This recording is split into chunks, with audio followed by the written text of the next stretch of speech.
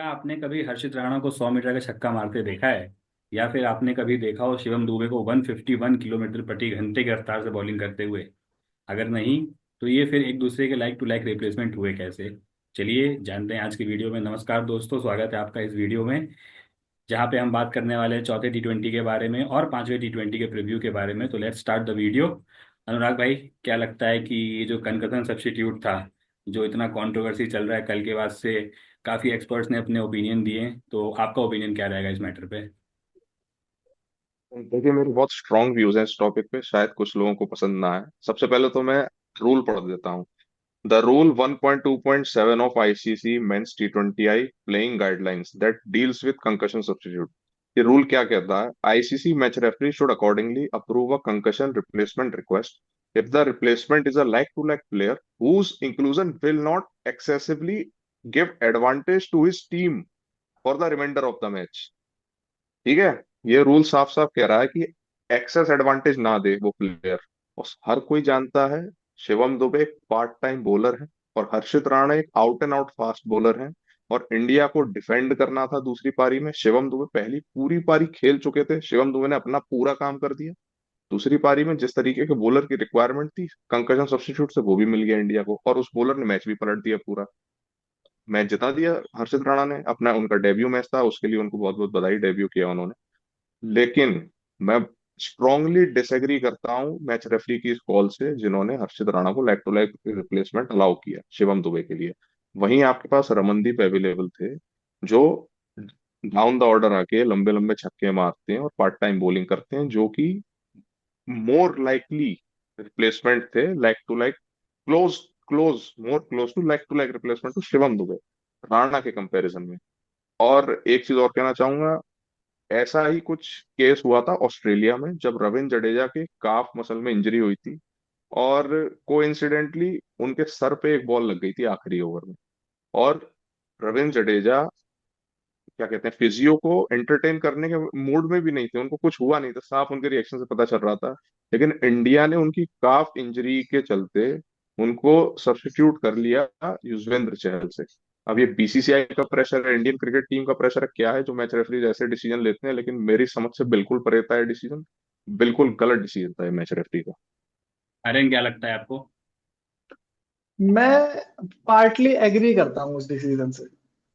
मेरा ये मानना है कि देखो, अगर हम स्कोर देखें ना, हम अभी के लिए इसे हटा देते हैं, हम फर्स्ट क्लास में आ जाते हैं। देखो, हर्षित राणा ने टी20 में इंटरनेशनल में डेब्यू किया नहीं था, तो फर्स्ट क्लास, अगर मैं अपने हिसाब से बता रहा हूँ, मैं फर्स्ट क्लास देखने गया, जब मुझे देखा मैंने कंडीशन सब्स्टिट्यूट, तो मैंने फर्स्ट क्लास स्टैट्स खोले। फर्स्ट क्लास में 12 मैच में हर्षित राणा के करीब 500 लगभग रन है, और शिवम दुबे के 23 मैच में, दुगने मैच में, करीब 1500 लगभग रन है। तो अगर अक्यूमुलेटिव निकालें दोनों का, तो हर्षित राणा के डबल करने पे 24 मैच में या 23 मैच में करीब करीब 1000 रन हो जाएंगे। तो 500 रन का फर्क रहेगा। अगर ये ऑलमोस्ट कनेक्टेबल नहीं है, तो पता नहीं क्या। और विकेट्स के भी बता दूं स्टैट्स, विकेट्स में भी सेम, ऑलमोस्ट सेम ही है। इनफैक्ट विकेट्स में शिवम दुबे ने अच्छा किया है हर्षित राणा से फर्स्ट क्लास में। तो मेरे हिसाब से आई पार्शली एग्री। जो पार्शली डिसएग्री कर रहा हूँ वो ये है कि टी20 में नहीं हो सकता। मतलब टी20 में एक तरफ मैच रेफरी इस चीज को रिजेक्ट कर सकते थे फॉर्मेट वाइज। ये फर्स्ट क्लास करियर के हिसाब से, तो फर्स्ट क्लास के हिसाब से आप टेस्ट में ये कंकशन सब्स्टिट्यूट मैं होता, मैं मान लेता। लेकिन टी20 में मैं इससे डिसएग्री करता हूँ।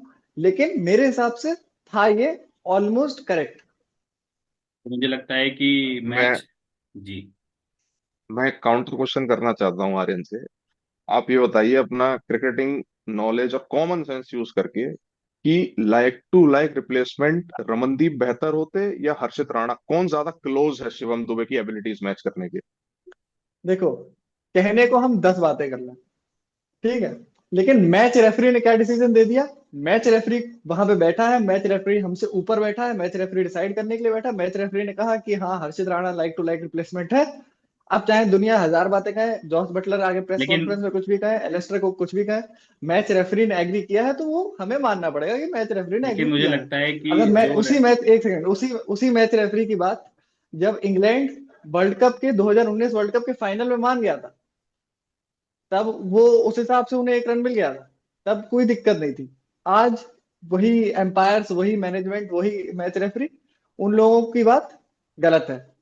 तो तो मुझे अपने अपने लगता है कि पर्पस के हिसाब से है। जी, जैसे कि दोनों के ओपिनियंस एक दूसरे से अलग हैं, और मुझे लगता है कि जो आरएन की रैशनल है वही रैशनल पे रेफरी भी गए होंगे, क्योंकि अगर इस पॉइंट ऑफ व्यू से चलते हैं कि लाइक टू लाइक रिप्लेसमेंट इतना उन्होंने गौर से देखा होता तो मे भी वो हर्षित राणा को अलाउ ना करते हो। मेरा पॉइंट ऑफ व्यू ये है कि टीम मैनेजमेंट ने चलिए नाम दिया हर्षित राणा का, मे बी किसी और का दिया होगा वो तो मुझे नहीं पता है, लेकिन रेफरी को ही नहीं अलाउ करना चाहिए था ना। तो अगर कोई ये सवाल उठा रहा है कि भारत चीटिंग करके, जबकि मैंने कई जगह पे रिपोर्ट भी पढ़े और न्यूज़ भी देखा, काफी ट्वीट्स पढ़े मैंने कि भारत चीटिंग करके ये मैच जीत गया है, तो मुझे लगता है ये सरासर गलत होगा। अब जैसा कि अनुराग ने एक पॉइंट ऐड किया था कि बीसीसीआई का इतना इन्फ्लुएंस है या जो भी थर्ड पार्टी इन्फ्लुएंस है, उस हिसाब से अगर रेफरी ऐसा डिसीजन ले रहा है तो जो कि सरासर गलत है। मैं भी डिसअग्री करूंगा इस चीज से कि लाइक टू लाइक फिर वो रिप्लेसमेंट तो रेफरी की नहीं था। गलती है ना, जी, मुझे भी यही लगता है कि रेफरी हर को ही चीज अलाउ में। नहीं करना मैंने भी चाहिए मैच था। रेफरी की गलती हाँ, बताई। वही वही तो मैच रेफरी की गलती थी। वही। तो मुझे लगता है कि इस बात पे अगर हम बात करने जाते हैं आगे तो फिर कोई अंत नहीं होगा। तो लेट्स कम उसी टू चीज मैच। जस्ट एक चीज कि अगर हाँ बीसीसीआई इतनी इन्फ्लुएंशियल है, वो लोग ये कह रहे हैं बीसीसीआई इतनी इन्फ्लुएंशियल है जिसकी वजह से वो इसी भी करे वो काम, इंग्लैंड जी, क्रिकेट बिल्कुल बोर्ड सही बात आईसीसी है। को उतना देखा कमा के दे, जी, तो बिल्कुल सही उनको बात है। उनको भी इसका मिलेगा मतलब ये थोड़ी यूटिलाइजेशन। कि रूल्स को अपने अकॉर्डिंग ब्लेंड किया जाएगा। अरे किसी ने लेट्स अपने come according back to blend the नहीं किया भाई। Topic. Let's come back to the topic. तो एक तो मानस लबुशेन का डेब्यू सबको ही याद होगा, और मुझे लगता है अब हर्षित राणा का भी डेब्यू सबको याद होगा, क्योंकि इतना कंट्रोवर्सी बन चुका है इस पे। तो let's come to match. India toss हारी थी पहली बार इस सीरीज में, और बटलर ने सीधा सीधा बॉलिंग करने का फैसला लिया, और स्टार्टिंग तो कुछ ऐसी हुई जैसे कि उम्मीद नहीं थी। हम सबको उम्मीद यही थी कि सैमसन सूर्य कुमार यादव वापसी करेंगे। इस मैच में तो तिलक वर्मा का भी गोल्डन डक था। तो अनुराग, क्या कहना चाहोगे इस मैच के एक शॉर्ट समरी में? देखिए, मैं पहले मैच से बोलता आ रहा हूँ दोनों टीम्स के ओपनर्स के लिए कि उन्हें एक सॉलिड फाउंडेशन बना के देनी चाहिए। क्योंकि शुरुआत में आपने मारने की कोशिश की, जब वो नहीं हुआ, सक्सेस नहीं मिल रहा आपको, तो आप वापस से ट्रेडिशनल वे ऑफ क्रिकेट खेलें। थोड़ा सॉलिड बेस बना के दें। मैं ये नहीं कह रहा आप 6 के रन रेट 7 के रन रेट से आ जाए, आप 9 10 के रन रेट से चलें, वो भी अच्छा है। इंडिया के ओपनर से फिर नहीं किया। संजू सैमसन को वो लेग साइड में एक फिल्टर बाउंड्री प्ले के वहां कैच करा ले रहे हैं आराम से। संजू सैमसन लगता है उनको याद आ गया कि मैं किस लिए जाना जाता था, फिर से वो वही काम करने लगे। 2 पारियां अच्छी, फिर 4 पारियां बेकार। और अभिषेक शर्मा अच्छी स्टार्ट मिली, सेट हो गए, तो उसके बाद बड़ा शॉट मारने के चक्कर में बाउंड्री पे आउट हुए। उनको सीख लेनी चाहिए, बहुत जल्दी सीख लेना चाहिए कि अपनी स्टार्ट को एक लंबी पारी में कैसे कन्वर्ट करें। क्योंकि जायसवाल जब भी टीम इंडिया उन्हें T20 में सेलेक्ट करेगी, वो आके सीधे प्लेइंग 11 में उनको रिप्लेस कर देंगे अगर उनके एक्स्ट्रॉर्डिनरी परफॉर्मेंसेज नहीं आए तो। और तिलक वर्मा, रिंकू सिंह, इन दोनों और सूर्य कुमार यादव, इन तीनों का शॉट सिलेक्शन बहुत बेकार। सिचुएशन बिल्कुल डिमांड नहीं कर रही थी वो शॉट। शॉट सिलेक्शन पे बहुत ज्यादा काम करने की जरूरत है। आप इस तरीके से स्टार्ट को नहीं गंवा सकते अपनी। और वहां बात करें इंग्लैंड की, तो इंग्लैंड के ओपनर्स ने अच्छी शुरुआत दी, वो कुछ सीखे बाय द टाइम जैसे जैसे सीरीज आगे बढ़ रही। लेकिन उसके बाद हर्षित राणा आए, सब्स्टिट्यूट बन के उन्होंने मैच पलट दिया। और मुझे लगता है कि पुणे में एयर क्वालिटी काफी अच्छी थी, क्योंकि ब्रूक की भी पहली 50 आ चुकी है इस मैच में। तो आर्यन, क्या कहना चाहोगे आप? देखो, इंडिया की जो टॉप ऑर्डर था भाई, बहुत गंदा बैटिंग ऑर्डर, मतलब वो शॉट सिलेक्शन, बैटिंग ऑर्डर नहीं, शॉट सिलेक्शन बहुत गंदा गंदा शॉट सिलेक्शन। देखो, तिलक वर्मा को एक एज में दे दूं कि वो हमेशा पहले दूसरी तीसरी बॉल पे आके स्टेप आउट करते हैं, लेकिन उसका ये मतलब नहीं है कि हर मैच में ही तुम आके बढ़ के दौड़ पड़ो। और Sanju Samson, back to basics, जो अपने काम चल रहा है। आईपीएल अभी आएगा, आईपीएल में भी यही करेंगे, शुरू के 2 मैच में 200 मार देंगे, उसके बाद पूरा आईपीएल नहीं चलेंगे। संजू सैमसन अपना काम करना शुरू कर दिए। अगर हार्दिक पांड्या और शिवम दुबे काम नहीं करते, बंटा ढार था, हो गया था जो होना था। और उसके बाद भी भाई बॉलिंग में भी ऑलमोस्ट लग गया था कि आते जाए भाई, 5 ओवर में कुछ 60 करीब रन थे, तो उन लोगों ने दिला लिया था। वो तो हर्षित राणा, कुछ भी कह लो, हर्षित राणा ने आके मैच जिता दिया। तो हर्षित मुझे राणा हो लगता है गए कि और ये बाकी के बॉलर्स। बिल्कुल सही बात है। और जैसा कि अनुराग ने कहा कि फाउंडेशन वाली बात, वो पिछले मैच में तो हार्दिक पांड्या नहीं कर पाए, लेकिन इस मैच में उन्होंने दिखाया कि अगर आप क्रीज पे समय बिता रहे हो तो आप अच्छे शॉट्स खेल सकते हो। 15 बॉलों में 20 22 पे करीब थे, और उसके बाद उन्होंने एक ओवर में ही काफी, 2 ओवर में काफी अच्छा एक्सेलरेट कर लिया। और दाग दुबे की भी देनी होगी, उन्होंने बहुत अच्छा साथ दिया। बहुत लंबे टाइम के बाद वापसी कर रहे हैं, may be T20 world cup के बाद ही वो टीम में वापस आए हैं। तो अच्छा उन्होंने दिया। और एक और बात मैं ऐड करना चाहूंगा, सैमसन को तो मुझे लग रहा है कि वो डर गए कि शॉर्ट बॉल आएगी और वो उस जगह पे ही कैच देंगे, फील्डर वहां पहले से तैनात रहता है। अभिषेक शर्मा और रिंकू सिंह को ये ध्यान देना होगा कि जो उनकी पोजीशन और बैटिंग है वहां के लिए प्लेयर्स लाइन में लगे हुए हैं। जैसा कि अनुराग ने कहा कि जायसवाल आएंगे टीम में तो अपने आप वो टीम में अपने आप को फिट करेंगे। तो इन ये जो स्टार्ट्स मिल रहे हैं उसको कन्वर्ट करना होगा बड़े में। अभिषेक शर्मा ये ना सोचें कि राइट नाउ अभी वो सीरीज के टॉप रन स्कोरर हैं तो उनको उनकी उनकी जगह खतरे में नहीं है, बिल्कुल खतरे में है। मुझे लगता है कि सैमसन ज्यादा खतरे में उनकी जगह है, क्योंकि सैमसन एक विकेट कीपर का बैकअप लेके आते, विकेट कीपर का ऑप्शन लेके आते हैं। अगर सैमसन को टीम से हटाया जाएगा तो इंडिया टीम को फिर एक विकेट कीपर भी लाना पड़ेगा मिडिल ओवर में, मिडिल ऑर्डर में सॉरी। तो मुझे लगता है कि ये जो मौके हैं वो गंवाने नहीं चाहिए इन प्लेयर्स को। बाकी बॉलिंग तो अच्छी हुई, वरुण चक्रवर्ती थोड़ा प्रेशर में कल आए थे लेकिन 2 विकेट उन्होंने भी निकाला। कल बिश्नोई ने भी अच्छी बॉलिंग करी। तो ये था कुछ मैच का हाल, और चलिए अब अगले मैच की ओर चलते हैं जो कि जी। एक, एक क्वेश्चन है स्वप्निल मेरा आपसे, मोहम्मद शमी को क्यों ड्रॉप किया इस मैच से? मुझे लगता है कि इंडिया इस फॉर्मूले पे चल रही है कि एक बार में सिर्फ एक फ्रंट लाइन को ही खिलाएंगे। और मुझे लग गया था मेरा कि एक इस बार और शायद इस मैनेजमेंट को लग गया था कि अब सीरीज ऑन द लाइन ना हो जाए तो अपने मेन बॉलर को उठा के ले आए अर्शदीप सिंह को। तो ना ही उन्होंने अर्शदीप सिंह को रेस्ट जो ड्रॉप किया था उसका रीजन दिया, और ना ही कल रीजन दिया मोहम्मद शमी को ड्रॉप करने का।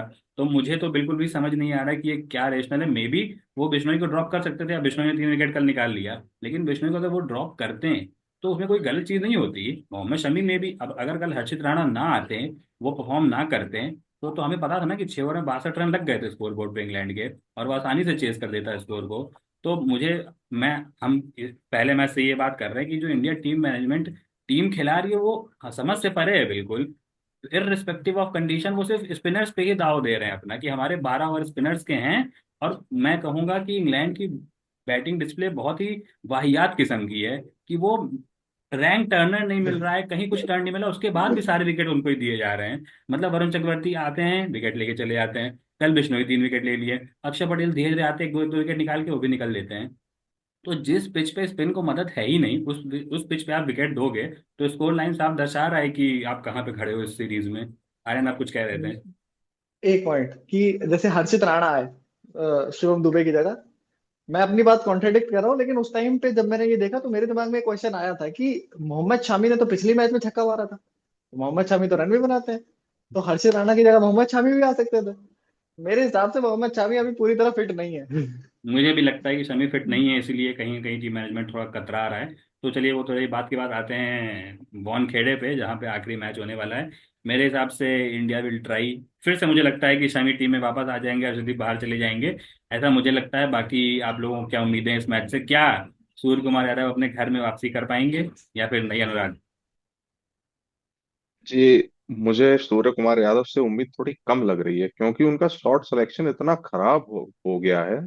और वो पता नहीं उस चीज से सीख क्यों नहीं ले रहे। 2 4 5 बॉल दें अपने आप को, 10 बॉल भी दे दें, तो उनमें इतनी काबिलियत है कि वो आगे अपना स्ट्राइक रेट इतना बेहतर कर लेंगे कि उन्हें रिग्रेट नहीं होगा कि मैंने उन 10 बॉलों पर अटैक क्यों नहीं किया। और एक चीज मैं कहना चाहता हूँ, शिवम दुबे को थोड़ा बैटिंग ऑर्डर में ऊपर भेजा जाए। रिंकू सिंह से 1 नंबर आप ऊपर भेज सकते हैं बीच में स्पिन काउंटर करने के लिए। वो बहुत अच्छा भी खेले, और हम सब ने सजेस्ट भी किया था कि शिवम दुबे को टीम में लाना चाहिए, जो कि चीज सही साबित हुई। और मुझे ऐसा लगता है फास्ट बॉलिंग डिपार्टमेंट में इंडिया शमी को वापस नहीं लाएगी, हर्षित राणा और हर्षदीप सिंह के साथ ही जाएगी वानखेड़े में।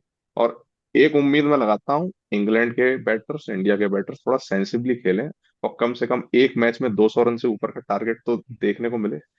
लोग उम्मीद कर रहे थे कि इस सीरीज में सारे ही मैच 200 250 वाले होंगे, अभी तो एक भी मैच वहां तक नहीं पहुंचा। कम से कम एक मैच वहां पहुंचना चाहिए। आर्यन क्या लगता है? मेरे हिसाब से देखो, इंडिया सीरीज जीत गई है।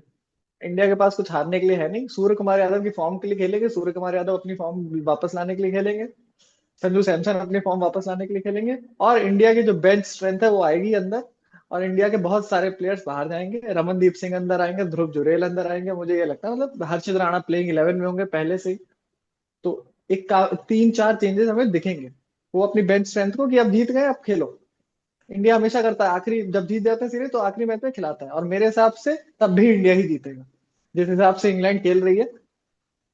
मुझे लगता है गंभीर फेवरेट चाइल्ड वॉशिंगटन सुंदर इस मैच में फिर वापस आने वाले हैं आखिरी T20 में।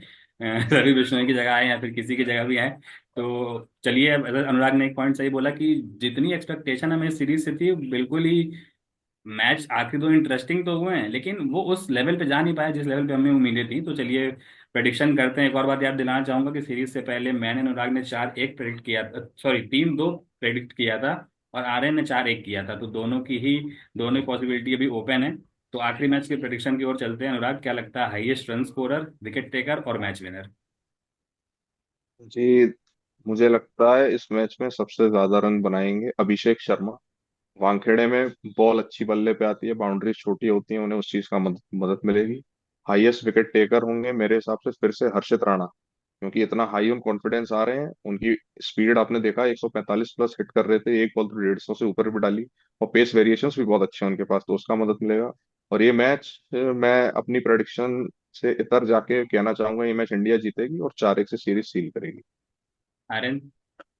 मेरे हिसाब से मैच इंडिया जीतेगी, 4-1 से सीरीज जीतेगी।